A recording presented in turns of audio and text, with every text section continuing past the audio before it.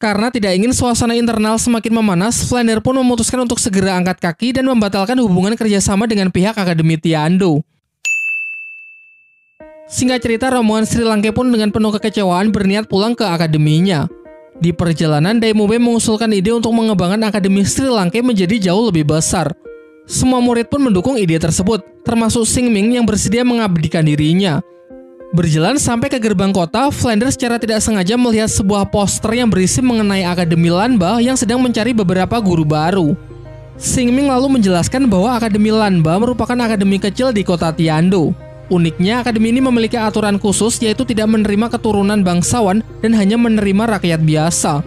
Singkat cerita, setelah dilakukan pengujian terhadap kelayakan beberapa calon pendaftar guru dari Akademi Sri Lanka, lalu mereka pun diantar ke kantor kepala akademi untuk menyelesaikan urusan administrasi.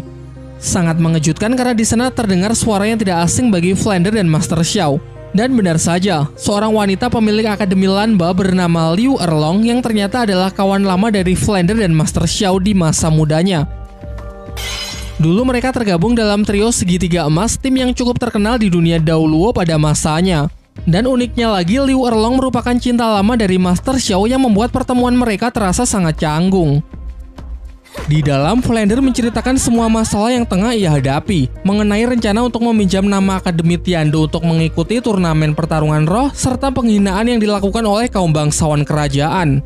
Mendengar hal itu membuat Liu Erlong sangat emosi. Sebagai sahabat lama, ia mengatakan akan bersedia untuk membantu, bahkan memberikan Akademi Lanba kepada Flander hingga mempersilakannya jika ingin mengganti nama akademi ini menjadi Akademi Sri Lanka. Di waktu makan malam, Master Xiao yang masih merasa tidak nyaman memutuskan untuk pergi keluar ruangan. Di luar, ia menceritakan kepada Tang San mengenai kisah dari masa lalunya. Dahulu ia merupakan bagian dari klan naga tiran petir biru. Namun karena dinilai kurang berbakat dalam kekuatan roh, ia menjadi sangat terkucilkan. Hingga pada akhirnya ia memutuskan untuk pergi meninggalkan klan untuk berkelana di dunia Daoluo dan berharap suatu hari ia bisa kembali untuk membuktikan dirinya. Sayangnya perjalanan itu tak semudah apa yang ia bayangkan, karena dalam usahanya tersebut ia banyak bertemu dengan orang-orang jahat. Beruntung pada suatu momen ia diselamatkan oleh seorang pemuda bernama Flander. Sejak saat itu keduanya mulai menjalin pertemanan dan berjanji akan berkelana bersama di dunia Daoluo. Suatu hari ketika tengah menyusuri hutan, mereka bertemu dengan seorang gadis cantik bernama Liu Erlong. Singkat cerita, seiring berjalannya waktu, mereka menemukan kecocokan satu sama lain dan memutuskan untuk berkelana bersama dan menamai trio mereka sebagai segitiga emas. Namun seiring berjalannya waktu pula, perasaan lain di dalam diri mereka mulai tumbuh. Terjadi cinta segitiga di mana dua pria menyukai satu gadis yang sama. Di sini Master Xiao secara sukarela bersedia mengalah dan menyuruh Flander untuk mengungkapkan perasaannya kepada Liu Erlong karena Master Xiao sudah sangat pesimis mengingat secara kekuatan fisik ia begitu lemah sehingga tak mungkin disukai.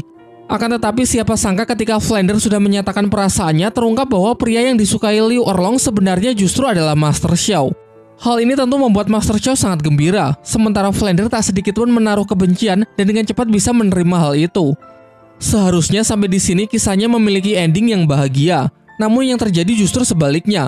Di malam pernikahan dirinya dan Liu Erlong di mana Flander bersedia menjadi penghulu, tiba-tiba datanglah paman Master Xiao yang berasal dari klan naga tiran petir biru untuk mengagalkan acara mereka.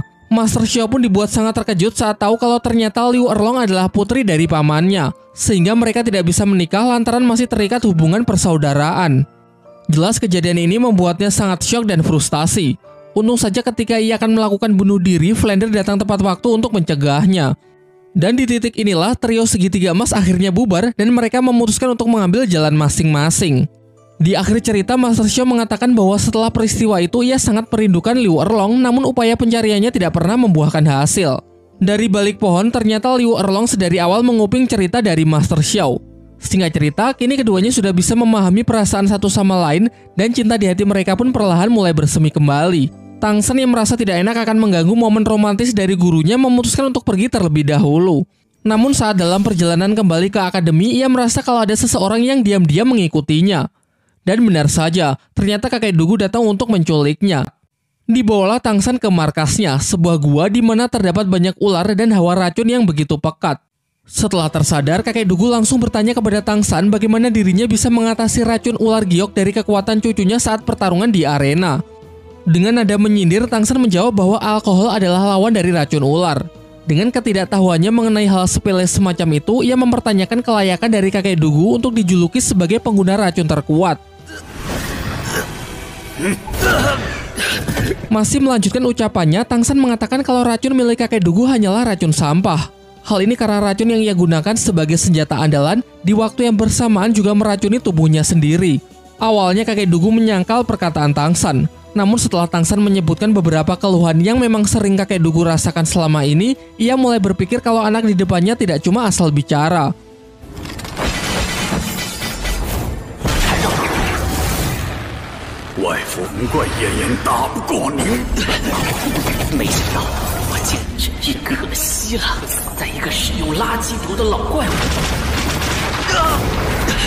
Di saat terdesak, Tang San menjelaskan bahwa kondisi dari kakek Dugu jika dibiarkan semakin lama akan semakin parah. Mungkin kakek Dugu bisa menahannya, namun bagaimana dengan Duguyan, cucu kesayangannya? Menurut Tang San, Duguyan yang secara fisik tidak sekuat dirinya tak akan mampu bertahan lama dengan racunnya sendiri yang terus menggerogoti tubuhnya. Singkat cerita, mereka berdua pun membuat sebuah kesepakatan. Jika Tang San bisa menyembuhkan racun di dalam tubuhnya dan juga cucunya, maka ia akan membiarkannya tetap hidup dan memberikan Tang San 3 permintaan. Namun sebelum memulai kesepakatan itu, ia akan memberikan Tang San sebuah ujian untuk membuktikan kalau Tang San memanglah memiliki pengetahuan mengenai dunia racun.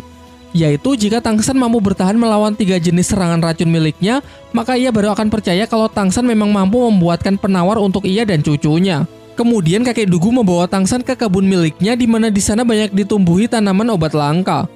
Di sini ia akan memberi Tang San waktu selama 24 jam untuk menggunakan semua tanaman obat yang tersedia guna mempersiapkan diri sebelum menerima ujiannya. Terlihat Tang San benar-benar mengagumi tempat tersebut karena melimpahnya tanaman obat-obat langka yang bahkan sulit ia temui dulu sewaktu di Sekte Tang. Di pusat tempat tersebut terdapat sebuah danau bernama Danau Es Api, di mana satu danau terbagi menjadi 2 dengan karakteristik yang saling bertolak belakang satu sama lain. Menurut catatan yang pernah ia baca sewaktu di Sekte Tang, danau ini merupakan salah satu tempat suci yang hanya tercipta setiap 10.000 tahun sekali. Namun nampaknya kakek Dugu sendiri tidak begitu paham betapa berharganya tempat yang ia miliki tersebut. Tanpa membuang-buang waktu lagi, ia langsung berusaha memetik tanaman obat di pinggir sisi danau es yang bernama rumput es segi 8. Yang kemudian ia lanjutkan di sisi danau api untuk memetik tanaman obat bunga inti matahari.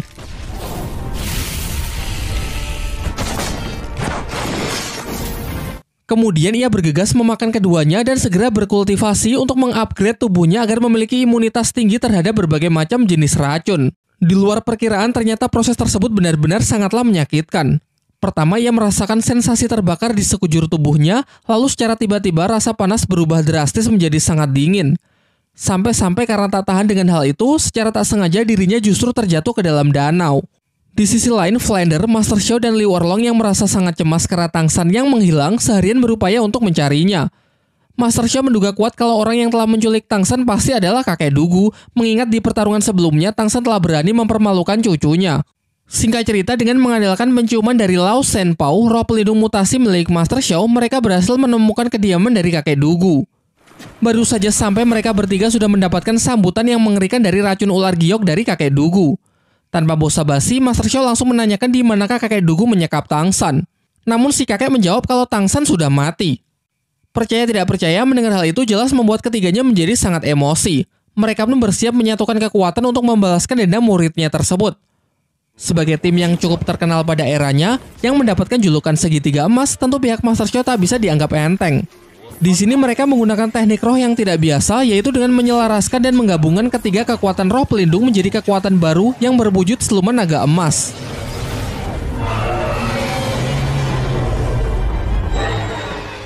Sementara kakek Dugu juga tak tinggal diam, segera mengeluarkan teknik rahasia, yakni serangan ular giok raksasa.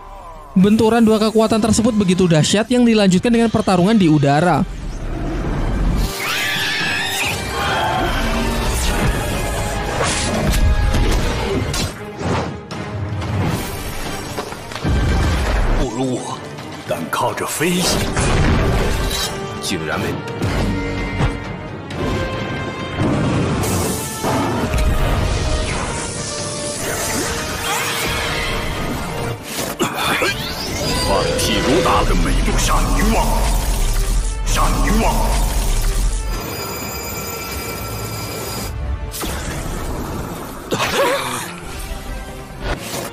Meski sempat menekan kakek Dugu di awal, namun perbedaan level yang cukup jauh memang tidak bisa dipungkiri.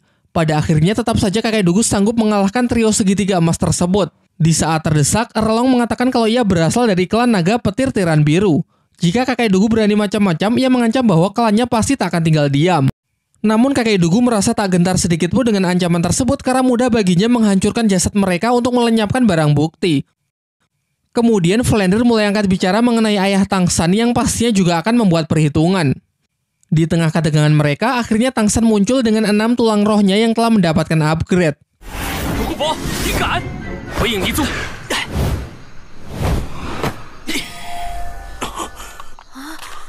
Tangsan kemudian mulai membicarakan mengenai kesepakatan sebelumnya yang kini sudah siap ia terima. Dan mengingat 3 permintaan yang akan diberikan kakek Dugu, Tangsan mengambil salah satunya agar kakek Dugu tidak sedikit pun menyentuh orang-orang dari Akademi Sri Lanka. Singkat cerita, setelah Tangsan meyakinkan ketiga gurunya, mereka pun bersedia pergi dan membiarkan Tangsan menyelesaikan perjanjiannya dengan kakek Dugu. Sebelum Tangsan mulai meramu obat penawar untuk cucunya, sesuai kesepakatan, ia harus menyelesaikan ujian yang akan kakek Dugu berikan. Ujian tahap pertama, Tangsan harus bisa mengatasi serangan racun tingkat menengah miliknya. Dan tentu saja berkat kultivasi Tangsan sebelumnya dengan mudah ia bisa melewatinya. Masuk ke ujian tahap kedua, Tangsan harus bisa mengatasi gigitan dari ular giok 9 sisik yang dikatakan sebagai hewan paling berbisa di dunia yang jelas memiliki racun lebih kuat dari ujian pertama. Kemudian Tangsan memberikan tambahan perjanjian jika ia bisa mengatasi racun kali ini maka ular ini akan menjadi miliknya.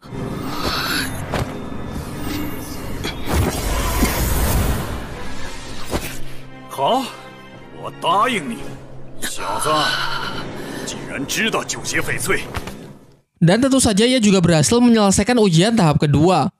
Sebagai ujian terakhir, Tangsan harus bisa mengatasi racun terkuat milik kakek Dugu yang berasal dari salah satu skill cincin rohnya. Ia sempat memperingatkan Tangsan agar menyerah, karena racun yang akan ia lepaskan benar-benar kuat yang bahkan terkadang masih sulit ia kendalikan. Namun hal itu justru menjadi tantangan tersendiri bagi Tangsan. Dalam hati ia mengatakan bahwa sebagai salah satu murid dari Sekte Tang akan sangat mengecewakan jika sampai ia tak bisa mengatasi racun seperti ini. Setelah mengerahkan seluruh tenaganya untuk melawan racun yang masuk ke dalam tubuhnya, akhirnya Tangsan berhasil menyelesaikan ketiga tahap ujian yang diberikan oleh kakek Dugu. Singkat cerita, Tangsan pun diberikan waktu untuk menjelaskan karakteristik serta solusi untuk mengatasi racun di tubuh kakek Dugu dan cucunya. Tangsan mengatakan kalau garis keturunan klan Dugu memang terlahir dengan racun di dalam tubuhnya. Melalui kekuatan roh pelindungnya, mereka bisa mengendalikan racun tersebut untuk digunakan sebagai senjatanya. Namun tanpa disadari, di waktu yang bersamaan racun itu juga meracuni darah di tubuhnya sendiri. Berbeda dengan racun yang dimiliki oleh Tangsan, Tangsan menyimpan racunnya bukan di dalam tubuh, melainkan di tulang roh dan rumput biru peraknya, sehingga racun miliknya tak sedikit pun meracuni darahnya. Jadi alih-alih menampung racun di dalam tubuh, akan jauh lebih baik jika kakek Dugu dan Duguyan mencari tulang roh yang cocok sebagai tempat penyimpanan racunnya. Tetapi sebelum itu, darah mereka yang sudah terlanjur terkontaminasi oleh racun harus disembuhkan terlebih dahulu menggunakan ramuan obat dari Tangsan yang harus mereka minum di setiap malam.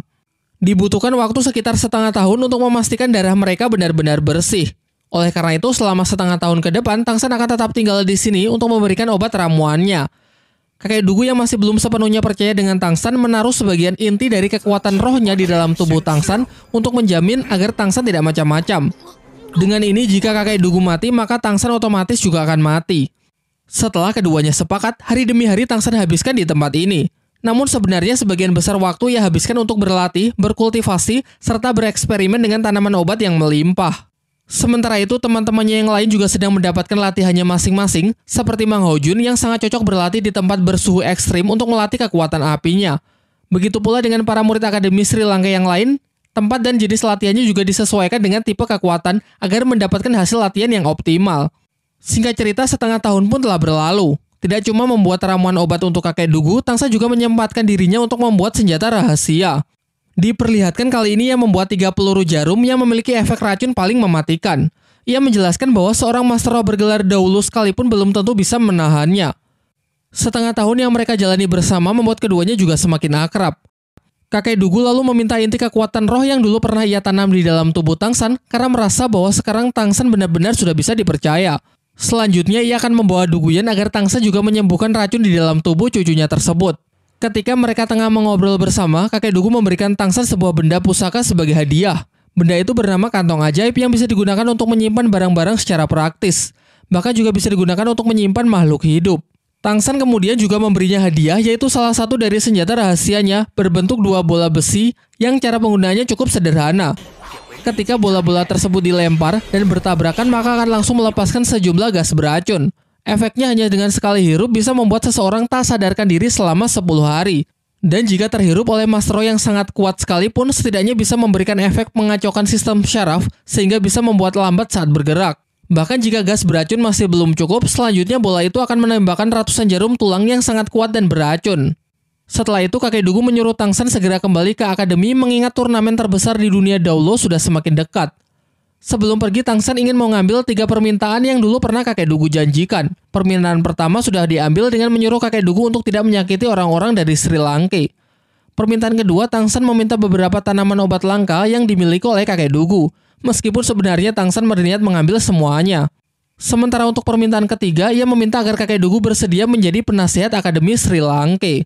Singkat cerita, kakek Dugu pun sepakat lalu bergegas mengantar Tangsan kembali ke akademi. Sesampainya di akademi, semuanya dibuat sangat terkejut lantaran melihat Tangsan yang sudah begitu akrab dengan kakek Dugu, orang yang dulu sempat ingin membunuhnya. Tidak hanya itu, karena bahkan sekarang ia bersedia untuk menjadi bagian dari Akademi Sri Lanka dengan bersedia menjadi penasehat dari Akademi Sri Lanka itu sendiri. Kemudian Master Xiao memberitahukan kepada Tangsan bahwa teman-teman yang lain selama setengah tahun ini sudah berkembang pesat, khususnya Dai Mubai yang sudah mencapai level 40 sehingga akan segera berburu siluman roh untuk cincin keempatnya. Dalam perjalanan, Tangsan menceritakan semua yang ia alami selama bersama kakek Dugu, termasuk dirinya yang kini sudah mencapai level 37.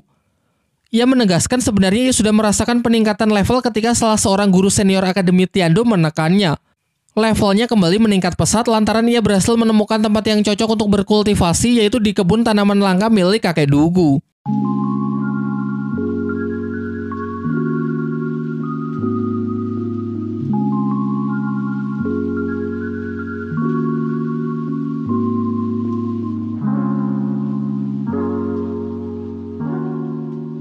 Nah, itulah tadi ulasan plot cerita dari Donghua Shaolin pada beberapa episodenya.